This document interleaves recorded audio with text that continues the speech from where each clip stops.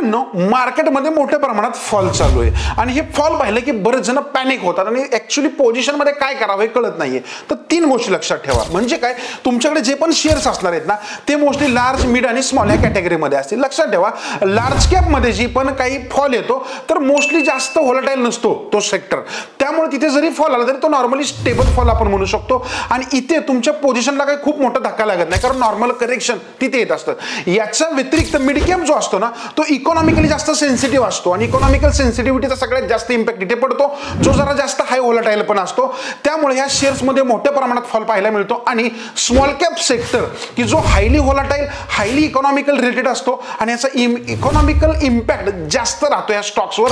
त्यामुळे थोडं सावध राहा. मार्केट पडताना स्मॉल कॅप आणि मिड कॅप मध्ये खूप मोठा फॉल पाहायला मिळतो. त्यामुळे पहिलं करेक्शन स्मॉल आणि मिड कॅप मध्ये करा आणि संधी शोधायचा प्रयत्न लार्ज कॅप मध्ये करा.